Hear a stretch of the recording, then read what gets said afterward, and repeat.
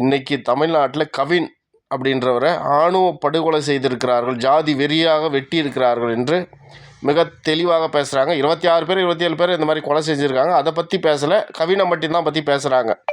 அதுக்கு எதுனா உள்ள அர்த்தம் இருக்கும். பட் யாருக்கு கொலை செய்தாலே அது தவறு தான். ஒரு உயிரை கொல்றதுக்கான அதிகாரம் என்பது எனக்கோ உனக்கோ கிடையவே கிடையாது. சரி, இப்போது எனக்கு கல்யாணம் ஆகணும்னு வச்சுக்குவோம். நான் போய் ஒரு பொண்ணுக்கிட்ட ப்ரப்போஸ் பண்ணுறேன்.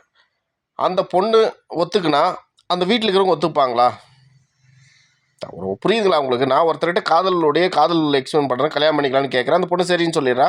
அவங்க வீட்டில் ஒத்துப்பாங்கன்றீங்களா? அந்த பெண்ணு கோவிலில் மந்திரம் ஊதுற சாதாரண ஒரு அர்ச்சகர் பெண்ணாக இருந்தால், அகமுடி முதலியார் சமுதாயத்தை சேர்ந்த எனக்கு அவர் பொண்ணு கொடுப்பாரா? நிச்சயமாக கொடுக்க மாட்டார்.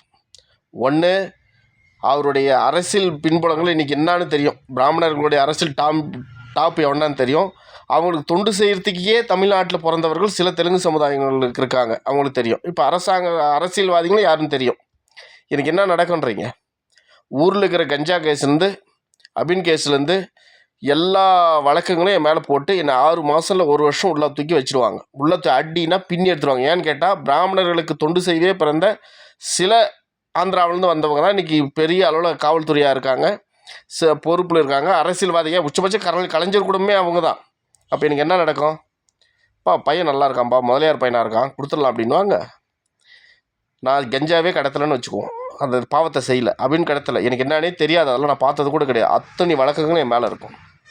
அடித்து கையெழுத்து வாங்கி அனுப்புவாங்க, என் வாழ்க்கையை முடிச்சு விட்ருவாங்க. இது ஏன் சொல்கிறேன் அப்படின்னா, பிராமணர்களுக்கு ஜாதி வெறி 150% இருக்குது, தமிழர்களுக்கு ஜாதி வெறி 50% தாங்குது. 150% இருக்கிற பிராமணர்கள் யாரையும் வெட்டுறதில்லை, யாரையும் கொலை செய்கிறதில்ல. அவங்க என்ன செய்யணுமோ அதை கரெக்டாக செஞ்சு தன் வீட்டு பொண்ணை காப்பாற்றிக்குவாங்க. இதுதான் நடக்குது. இதே மாதிரி நீங்கள் ஒரு ஆந்திராவை சேர்ந்த தெலுங்கு பெண்ணை காதலிச்சிங்கன்னா கூட, தமிழ்நாட்டில் வந்து குடியேறி பூர்வ குடியாக வாழ்ந்துட்டுருக்க தமிழராகவே வாழ்ந்துட்டுருக்க மாதிரி இருக்கக்கூட அவங்க கூட என்ன செய்யணுமோ அதை செஞ்சுருவாங்க.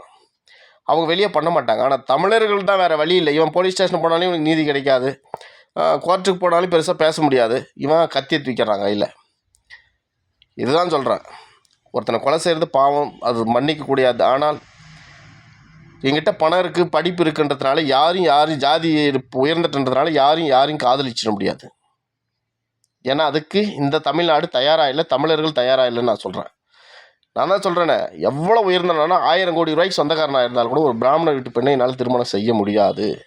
அவங்க கொடுக்க மாட்டாங்க, என் மேலே வழக்கு தான் போடுவாங்க, நான் சொன்னதெல்லாம் செஞ்சு என்னை முடிச்சு விட்ருவாங்க. இதுதான் உண்மை.